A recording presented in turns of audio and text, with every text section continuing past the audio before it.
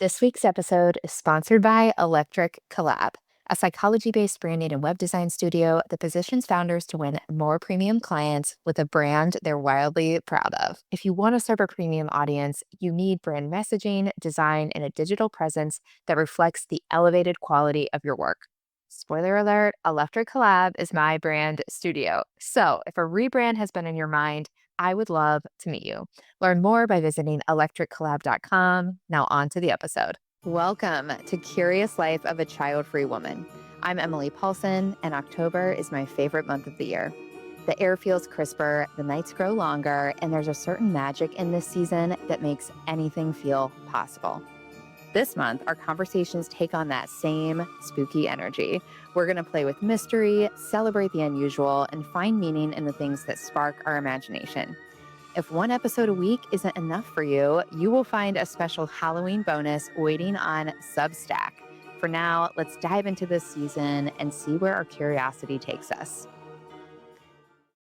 From best-selling books to podcasts, Dateline to documentaries, true crime has an undeniable magnetism within our culture.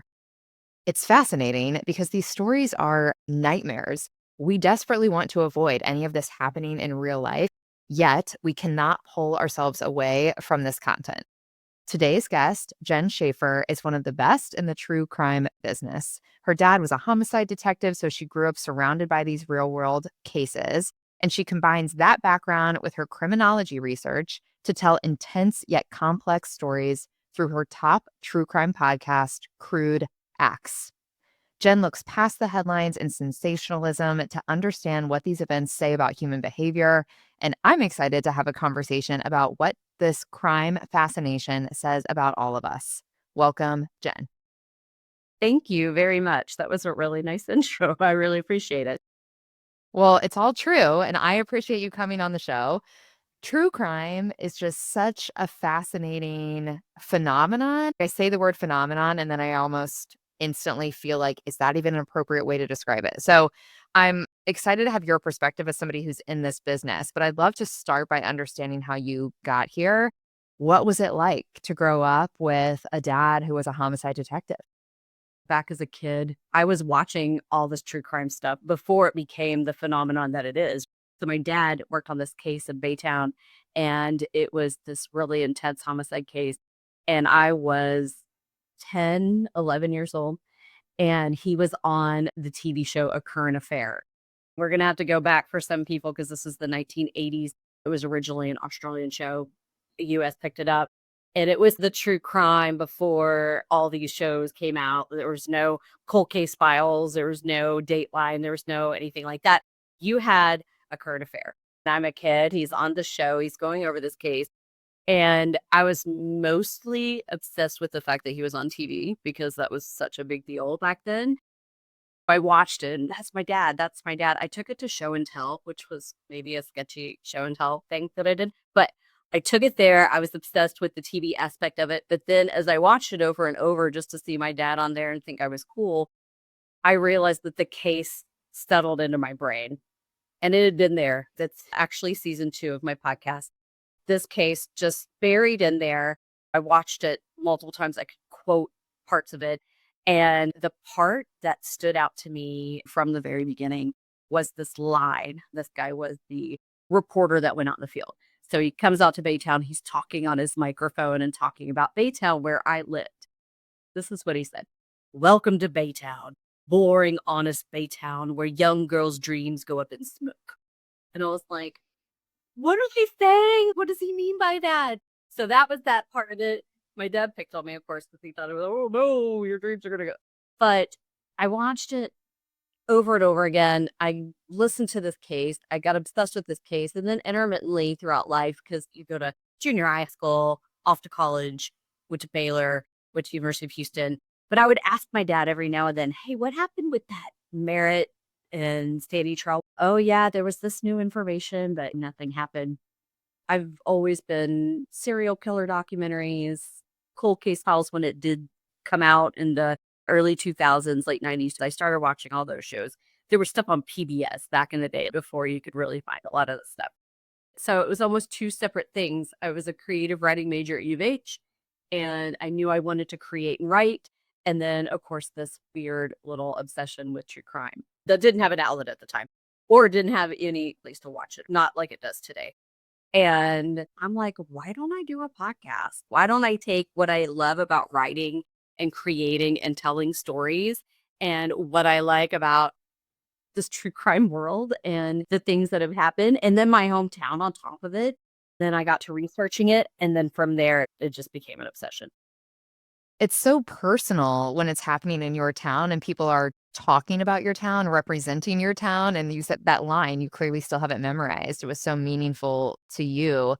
I haven't thought about that. I mean, I live in Chicago. Plenty of crimes have happened here, and there's plenty that you could go to, but I don't connect it to my life. That's a whole other piece of this. We're going to get into the perpetrators and the victims, but even the location, the way the setting can really be connected to one of these stories, one of these tragedies. I haven't thought about that before. That has been one of my favorite parts of this. The devil really is in the details, as trite as it sounds now, because we've heard it so often. But the whole context for me is important. So right now I'm working on the Dean Corll case, which Dean Corll was a serial killer here in Houston, much like your John Wayne Gacy that you guys had in Chicago. He was basically the John Wayne Gacy of Houston back in 1970. But I'm going through and I've read about 10 books that have been put out on this guy and his crimes. And at this point, what I'm doing and working on my own piece is I'm taking each little detail, whether it's geographic, whether it's familial, whether it's whatever it may be, and I just get in there and I just pick it apart. I just find any thread that I can and I just pull on it. That's what I did with Debbie and Fanny, and I still want to do more with that because it is solved to this day, that season 2. But this one here, we know who did it, but there's more behind it. And so I'm just going in there and just pulling at these little threads. In Chicago, right now, I'm getting my master's in criminal justice and criminology. And I just learned about the Chicago school. So that's the school where a lot of criminal justice studies and reform and all of these things came out of the Chicago school. So I'm learning more about that. And because there is allegedly, I'm looking into it, a connection between Dean Corll and John Wayne Gacy, who was up in Chicago. Really? Yeah. The details are everything. You're such an incredible storyteller. That's a critical piece of this too. It is pulling together because in some of the cases that are really popular and some of the ones that are more niche, sometimes we know who did it, sometimes it goes unsolved. But either way, the story is incredibly compelling only when the story is told in a really compelling, interesting way. How long does it take you to do this research?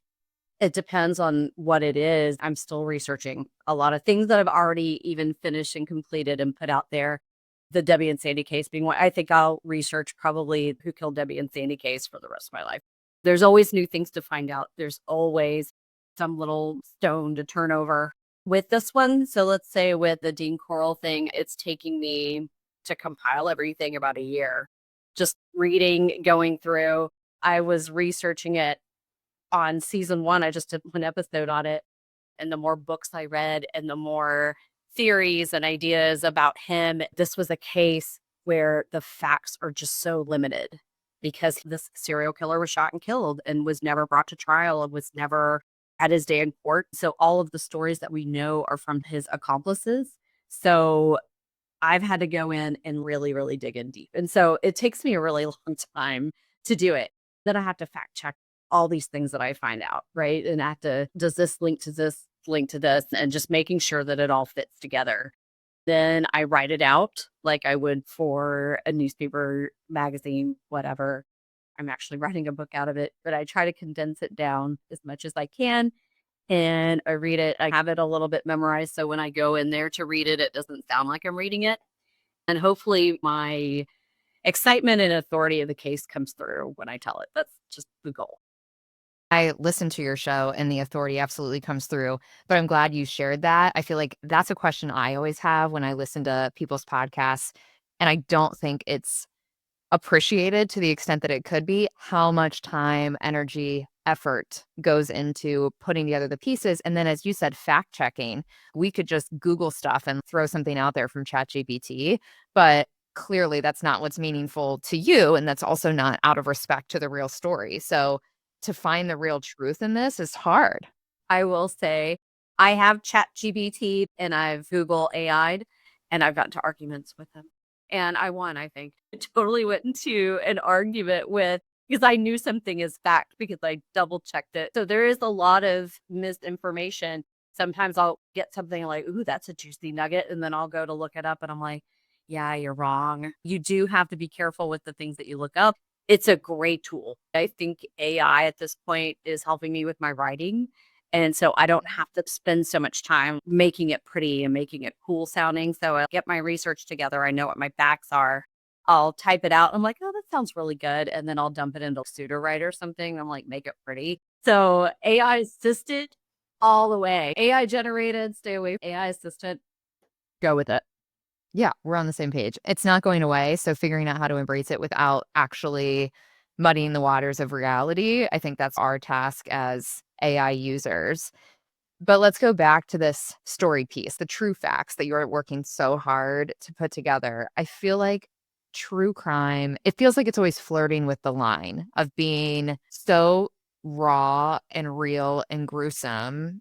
And yet those details are important, not just for the honesty, but also out of respect for the people involved. How do you find that balance between being empathetic for the victims that you're talking about, but also conveying the reality of what happened? Yeah, that's hard. And I think there is a gruesome aspect, right? Sometimes I feel like, is this disrespectful? Is this not honoring the victims, the families more so? When I initially did it, and look, this is not to poo poo on any of the comedy, true crime podcasts that are out there, but I knew I didn't want to be funny. I didn't want to be cheeky. I didn't want to make fun of anything. With a couple of the cases that I worked on, specifically the Debbie and Sandy case of season 2, I got to know the family. I got to know the victim's twin sister. I got to know her daughter. Now, talking about the hard stuff, like what happened, the pain of it, and the gruesomeness of it, I've thought about it. This has to serve a purpose. Great storytelling in and of itself is a very noble thing, but having purpose to the story you're telling, having those details helps you understand, yes, the depravity of the person who did this and why it was so important to study it, have that compassion for the victim and to know the honor the fear that they went through and really put that out there so you can understand, okay, we've got a family that's grieving. We had a person who was subjected to this person who did these horrible things, and it wasn't nice, and it wasn't without its fear, without its scare aspect. I think of last minutes of these boys, and there was a point where I was researching this. I've been reading about it for a very long time, and I was sitting in my studio, and I was reading a story, and I just started crying. I have to take a break. I have to take a break from this because yes, really, really bad things happened, and they were to the point of, I don't know if I wanna know this, right?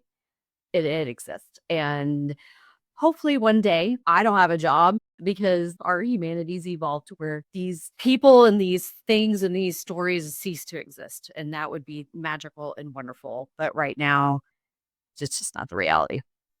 What do you see as the big purpose? Yes, these things exist in humanity, and I agree with you. It'll be amazing if one day we get to a place where we don't commit these types of acts against one another, human to human. We're not there yet. What do you see as the purpose of resharing these stories? It's one thing to have them as this happened, it's a criminal case of the direct lives that are impacted, but we have this cultural, I don't wanna say obsession, but I think for some people it's an obsession, not us, but I think that can exist, right? There's this cultural affinity for hearing about it, reading about it, watching it in all of these different modalities. From your perspective, what's the purpose of putting these stories out? You have to think of the phases. One day there will be a whole major that you could probably have, like true crime, and you'll understand the canons, the people who started off 1970s, 80s. Well, I mean, you could even go back to these detective stories, right? This is what I hope we're not doing. I hope we're not just emulating these gruesome detective magazines from back at the 1950s and 60s, the things that Ted Bundy read that we know it influenced him to go do these things, right? I hope we're not doing that. I hope that that harm is not being put out there. But on the flip side, I think it's personal. I think finding purpose in what you do is a personal journey. For me, it was understanding the criminal mind. I'm so into it that now I'm getting my master's in it and understanding criminology, understand why people do the things they do. And then it was after this Debbie and Sandy case really is going through and finding the unsolved aspects and trying to contribute to getting closer to solving it or getting closer to understanding. My personal reason for doing it, because I've thought about it, telling these stories can't just be enough. It's just, hey, this really terrible thing happened. It's not enough for me. And I keep going with it. I was like, what is important to me with the Dean Coral thing? Knowing that most of what we know about the case isn't necessarily rooted in fact. It's rooted in stories and collections of police reports and things like that. So trying to get in there, find those threads to tie things together, get a more tightly woven tapestry of what happened. Because we do have to understand, why did this guy do this? Why did he convince these kids to do this? Why did these kids go along with him? Why Catherine Ramsland, she's forensic psychologist. She's written several books. She just wrote a book called The Serial Killer's Apprentice about Dean Corll's, the kids that he recruited to work with him, who is the last surviving person of this whole thing. And he's in prison now. He's in his 60s. He was committing these crimes with Dean Corll when he was 17, 18 years old. So she wanted to know, was this kid groomed? Was he pulled into it? Was there something out of his control that controlled him to do these things? And I think that's good purpose, right? That's a good reason to go in and tell these stories. And what's interesting about her, though, going back, is she was the professor of the guy who killed the Idaho kids. Really? I talked with her about Wayne Henley, the guy that I'm looking into, of course. She's developed this rapport with him and has developed enough to where she wrote a book about him. And they had a documentary out about this book, what her theories are. I don't know if I agree with all of it, but they are there. And I think purpose behind doing what we're doing is to understand why, what can we do? So she understands something, but then again, here she is teaching this class and this dude went and did these things. It's cyclic, going back to make sure we're doing good here. I don't want someone to listen to what a story I told and go and emulate it in any way, or to go and fantasize about it. I mean, that just makes you feel icky. So maybe that's complexity when it comes to horror movies and violent video games and all the myriad of things are like, oh, it could cause this or that. That's a complicated, big issue. But at least for me personally, it is telling stories that I think that people need to know about. And I think they need to know what happened. There has to be a lesson in it. Like the Dean Coral, the lesson is keep an eye on your kids. Know that there are people out there like this. There's a broader lesson that can go into this too that I'm still researching, so I don't necessarily want to delve into it now, but there are things to learn from it. I appreciate you sharing that because you're right. Purpose is personal, and I'm a fan in this genre as well. I think the thing that interests me most about true crime is partially the true crime itself, but my bigger fascination is why we're so fascinated with it, right? And I was doing some research for our conversation, and this isn't a surprising statistic. It depends on where you go to look at crime data, but well over half of violent crimes are committed against women. And that's in the US, but that number, it's almost an identical statistic all around the world where you can find the data. So a lot of violent crimes are happening against women. The true crime fan base is 75 to 80% women. When you look across movies, books, podcasts, what are we seeking when we go out and find this? And I think there's a lot of reasons. You mentioned lessons. I think in some ways we feel like if this stuff exists, we'd rather know about it. Just tell me what could happen, what has happened. Know your monster. We watch Nightmare on Elm Street, right? I remember being a kid and laying in bed, be like, okay, Freddy's going to get me. What am I going to do? Right. And we realize as we get older, especially as women, the monster that's out there to hurt us isn't this fictional guy with long fingernails in our dreams. There are monsters out there that exist that are real. And I want to know my monster. I think that is a big motivator of this. And I think that connection between crime statistics, what actually happens to women, and our fascination with it, I think it's exactly what you said, knowing the monster. And in some ways, there have been things I've learned from true crime podcasts where I think, oh, okay, so yeah, if somebody comes up to me in this context, now I know I'm going to push back on that. Or I have taken away little tips. I also think part of it is maybe an illusion of control where we think if we have heard what happened to this woman, well, then I won't let it happen to me. The world is big, it's unpredictable. I don't want any of us to be living in a constant state of readiness or fear. That's not going to help us achieve anything. But it's fascinating to me as somebody who is part of it. I'm contributing to the fangirl vibes in some ways. And then I also sometimes step out of it and feel like, what is it that we think we're doing for ourselves? Is it inducing more anxiety or is it alleviating anxiety? For me, I like to know, tell me what's happening first. After reading I'll Be Gone in the Dark with Michelle McNamara, she went into these things because she experienced what she experienced. And there was a murder that was near her of a young girl. And so, hey, I just need to know. Maybe we're all weirdo women. I don't know. It would also be interesting to look at age groups because I know after menopause, I'm a lot more into learning some of this stuff than premenopausals. Yeah. Well, the thing is, there's not a ton of data around it, but there's so much data I wish was done around the ages and the specifics of people who get into this and people who create content and all the things. It's not uncommon. This has become a multi million-dollar business from a lot of different angles and perspectives and modalities. And so I think it's worth just paying attention to culturally. I was in Baylor in the late 90s. I was at U of H in the early 2000s, and we're reading whatever it is that we're reading. I think that there's going to be an intellectual something built around this, maybe a major in college or even a class or a course. There's definitely got to be some psychological, sociological studies going into what is this? It's very interesting because there's a multitude of answers. The macro view of it is interesting, but then, of course, the micro view, like I said, my personal story, and this is me. I would love to teach a course on it, maybe. I would love to learn more so I could teach a course on it, is more so what I should say. Maybe even season to do is just to look at a case, explore the reasons why I'm attracted to the case, and then explore the reasons why, maybe on a macro sense, people are drawn to knowing more about it. I think when people take this as a form of study, for me, it makes it really fun. I think your prediction is spot on. I think that will absolutely happen. I mean, speaking of true crime, if we've watched the show, is it Mindhunter? What was it called on Netflix? The series was incredibly popular. I've seen so many things since it ended where people are begging for them to make a season 3.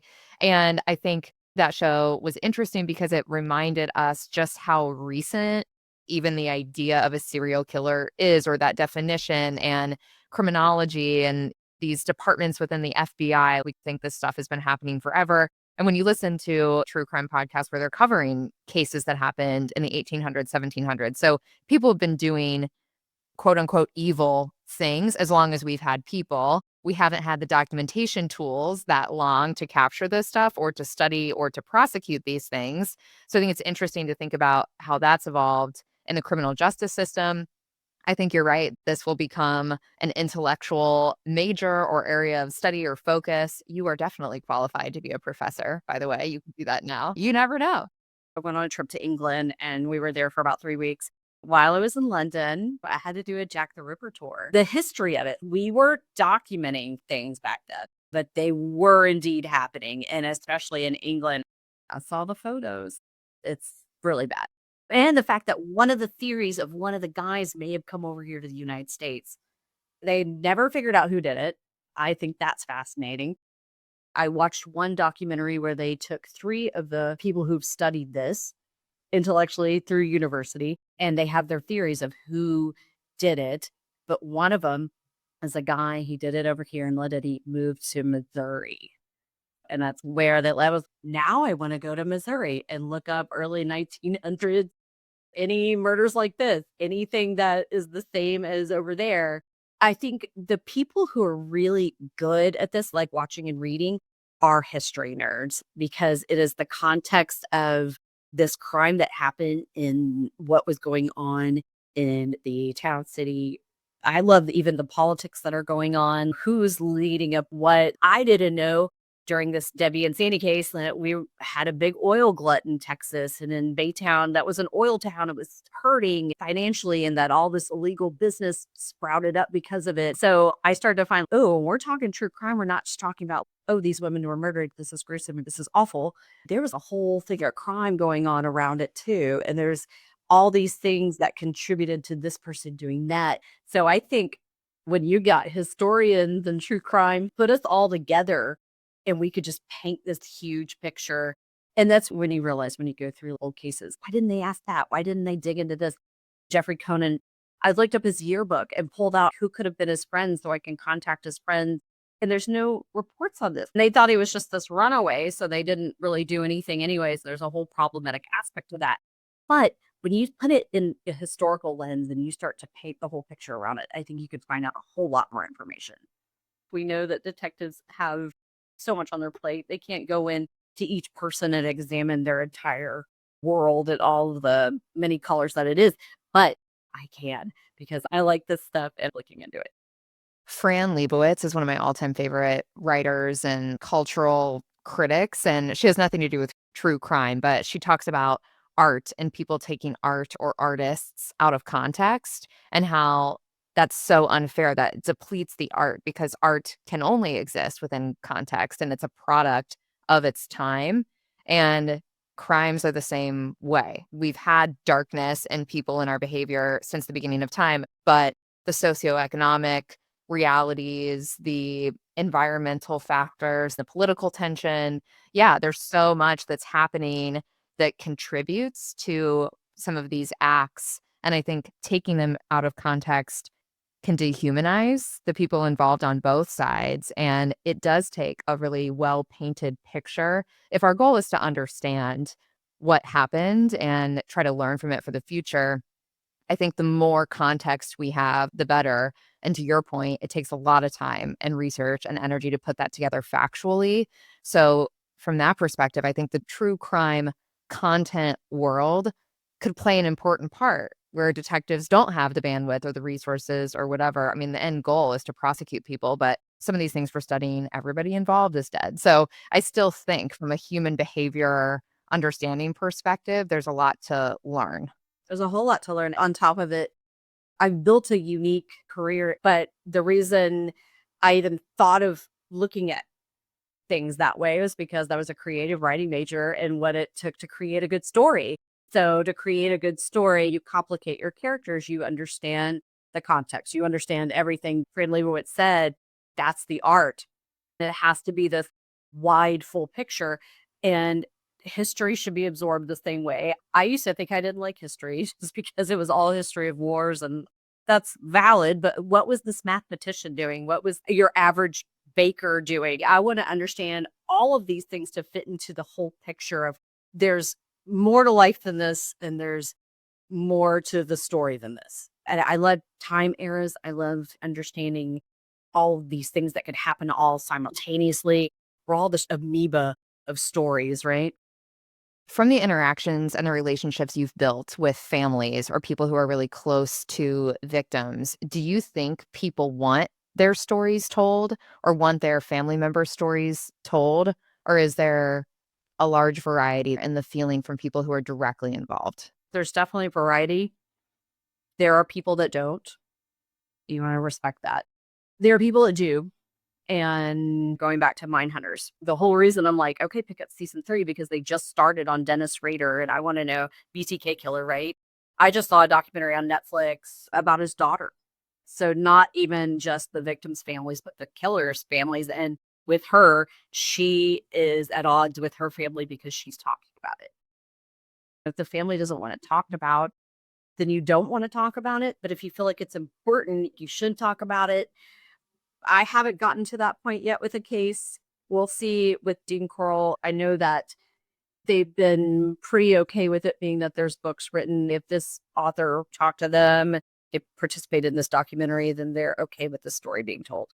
But there's some people who are angry at people for telling their loved one's story. They were mad at the people who are doing the funny ones. Like I said, they have their place, and that's a palate cleanser to make fun of the killer. I mean, we all want to tear that person down in whatever way we can, right? So for me, I could tell the story, but take it seriously and as respectful as you can.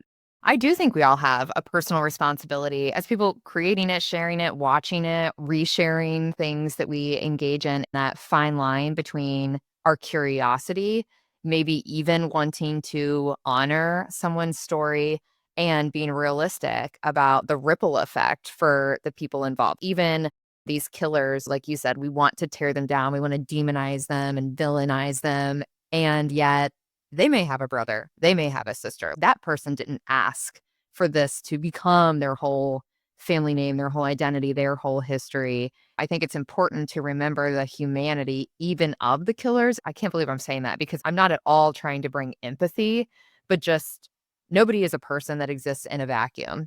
Even if you're an isolated loner out there in the world, you came from someone, you had an impact on someone before you became this.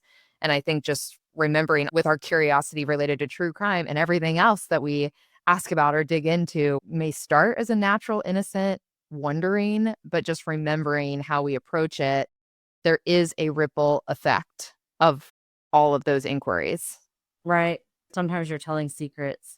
I know I am too. And they wanted this case to be buried about their dad that he did this thing or whatever it may be, but it contributed to the death of these two women. I don't want to contribute to strain. I just learned about strain theory and anime theory and these things that contribute to these people doing these things. You want to understand it. You don't want to contribute to it. It's something that I probably should just be more cautious and aware of with every step that I take. There's a lot of artists that like, hey, this is what art is. It pushes people, it pisses people off, it moves people, it makes people cry. I mean, that's the point of art is to affect. At the end of the day, the effect I want to have, do we know it? If we don't know it, what is it? I think you do it respectfully. There's so many types of content, right? This is one of those rare things that exists because of the humans who it happened to and it happened from. And it's just a whole different dimension, I think, of storytelling. And speaking of that effect, we talked about the context. And of course, for you to be an incredible storyteller who is revealing these things in a really thoughtful way, you have to go so deep, but then the deeper you go, the deeper you go. So how do you protect yourself as somebody who spends a lot of time just in these stories and these cases? How do you protect your own emotional health? That's a good question. And that's something you probably need to work on. I'm in my studio right now and I'm doing a deep dive into Dean Coral and the sex trafficking syndicate. When I dive in, and the way I do research, make sure the thought is real and go down the path that it leads me down. And for me, I just dig into it. And when I'm out of it, I try not to talk about it too much. I try not to overthink it. I try to watch happy things. I'm ingesting my true crime differently. So I'm looking now as a creative person, how did they tell the story? Hey, what did they focus on? But now when I pull back and I watch it, think macro and be like, okay, let's look at this form of what the story itself. And let me see what I can apply to what I'm doing storytelling wise. I don't know if that answered your question because I think the question was, what am I doing for my sanity? Nothing. I'm just diving into the abyss and hoping that I can come back to the surface and catch breath. I think about this when I listen to your show, when I listen to anybody in the true crime space. We all do with our work and we care about our work. There's no way to not be consumed on some level. And I love when you said, like, you're in the pit, right? You have to go there to really put all of these pieces together. So I just always wonder if you, as somebody in that position, are you scared? Do you feel like, oh no, I've overdone it? I'm not sleeping? Because that's how I feel. If I go too far, I'll go to a parking lot and be like, I think everybody in this parking lot is trying to kill me. Maybe I need to take a break from true crime. It can get in my head in a weird way. Absolutely. So right now, I told you what I was looking into, right? Something that set me off on this journey was this documentary that I saw on YouTube. And so I'm looking at YouTube and I'm looking up, okay, they say Dean Kroll was tied into the sex trafficking ring. I watched The Clown and the Candyman. Now I'm learning it. And I come across this 1981 show called Boys for Sale. You've got a very young journalist, Mark McKinnon, who is on the circus. You got the two show hosts, and then you've got another guy, Dr. Tom Philpott, who was a professor at University of Texas. and he's also a journalist. So you had Mark McKinnon and Tom Philpott digging into this story because they watched Boys for Sale. And Boys for Sale came out on ABC, and it's these two guys who worked for ABC News. They went with their cameras out onto Montrose Boulevard in Houston, and they came across these young boys who were prostituting themselves. So they go and they start interviewing them and then collecting stories. And then they have a private screening. Tom Philpott goes, Mark McKinnon goes, they watch this. They're like, holy crap, what is going on?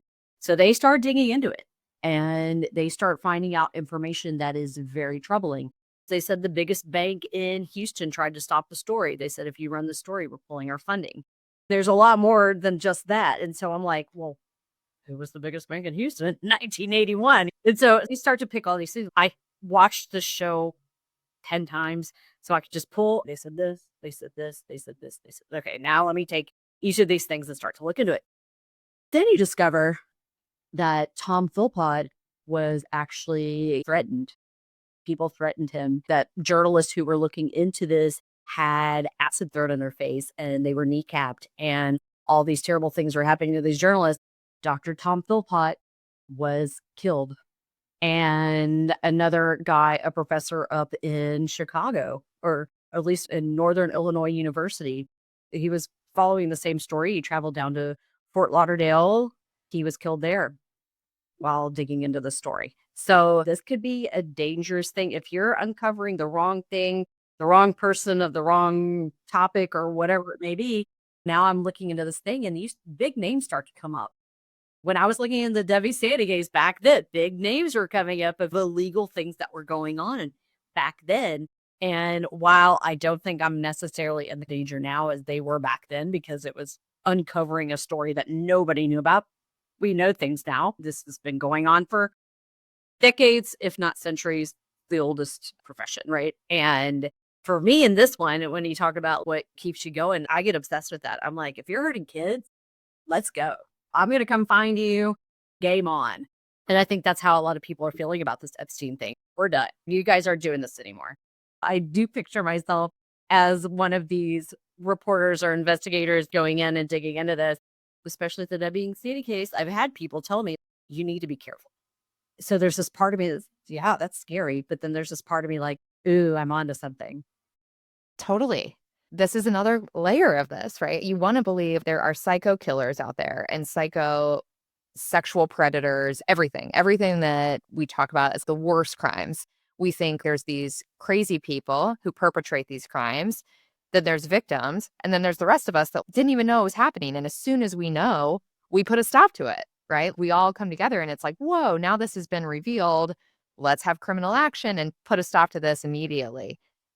It's so nuanced when things come out and they're quieted, they're hushed because people of power are involved. And then you realize, oh, wait, not everybody is in the dark. There are people related to these things who know exactly what's happening and they have some interest in not stopping it. And that's a whole different layer that's scary and extremely real, which those stories of the reporters, so scary. I think being a reporter is such a scary job and it shouldn't be. Your job is just to state reality that's naive in the modern world. That isn't how it is. I could ask a million questions about that on its own. It's just so crazy. As someone who ingests a lot of true crime, you do get to the point once you see it, you see it. So now with this thing, and now I've compiled a checklist of sex trafficking. What do all these have? Because there are stories. I mean, we're talking Michigan, North Fox Island. Okay. You collect these stories that you know that they happened. They were tried, prosecuted. Some of them went to prison. Some of them absconded and went to the Netherlands or went to Germany or wherever they went. Right. So the really wealthy ones typically don't get caught. They just skip the country. But you start to see patterns. I love when I find a pattern. And so you start to build the patterns. And then once you have the pattern in place, you can go and read these other stories or collect and see if you're fitting my profile, then you're at least worth examining. You're a reporter and detective, and you wear all these hats. Maybe I need to take up baking or something, but my brain is just going. And right now you see a cover up. What's behind this is a crazy board. I've been doing this deep dive into the American Nazi Party in the 1960s and 70s and how they correlate with the sex trafficking rings that I found. And I'm like, that's interesting. That is interesting. Yeah, I'm still forming it. You think of it like an artist. I've got a hunk of clay. I whittled it down to what it's going to look like. I know there's something here, and there's something everywhere. There's something everywhere. I'll be on the edge of my seat when that comes into full form and you share it with us publicly, because even you saying that, I'm like, oh my gosh, what? And then I think Nazi party, 60s and 70s. What? We're still doing that? And I know there's still a Nazi party today. The layers are endless. I can see where it is addicting. And I mean that in a good way. You never have to apologize or justify your interest in this. And you're not alone. The numbers tell us that. I think the piece of our brain that wants every puzzle piece in its place and we want to solve it and we want to tie it up with a bow and feel like, oh, that's the relief, right? Oh, they caught them. Oh, we got to the answer. That is so deep in us. It's a craving. Then now when you start to realize that, God, it's never done. The mail, it's going to keep coming. My dream would be to have a collective of people who are like me. Let's get together. And I'm like, okay, here's the pig. Here's the whale. You take a little bit. You take a little bit. And detective forces and investigative. That's what they're doing. To have that of my own, I think that would be cool. So we'll see. Who wants to play with me? Shoot me a little email. Well, somebody listening to this will want to do that. I'm glad you shared that, because I was going to ask, and I'll still ask you, what you hope is the impact or the takeaway for people who consume true crime content. I think that vision, for one, is very possible. We'll make sure all of your details are in the show notes, because I'm sure someone's like, hello, I would love to research with you or work with you. So I think that's more possible than you may think. But beyond that, as somebody, again, who pours a lot of time and energy into doing this and doing it incredibly well, what is your wish for people to take from these important stories? Instill the passion of knowing, the passion of understanding a whole story, and connecting people, because I think I can only do so much, right? And so connecting people to take these broader examinations, and that way we can put them together. Well, Jen, I am rooting for you. I want that for you. I want that for society, because anytime you do that, it's going to be good for all of us. Thank you so much. Thank you for the work that you do. Thank you for creating Crude Acts, which is available anywhere you listen to podcasts, for everybody listening to go find it. As we close, for those interested in connecting with you more, where is the best place for people to find you? You can go to my website, www.crudeacts.com. And I'm also on Facebook. Friend me up. Let's have some chats. Beautiful. I feel like this is the start of some fun collaborations. I can tell. Thank you. And thank you for having me. This is the coolest thing. And I really love our conversation. This is a great conversation. If my investigation brings me up to Chicago, or I need to do digging around, gotta look you up. Hit me up. I would absolutely love that. That'd be amazing. Thank you for listening. I would love for you to keep exploring with me. Check out the bonus episode on Substack and come hang out on Instagram for some October fun. Until next week, keep leaning into mystery, wonder, and of course, let's stay curious together.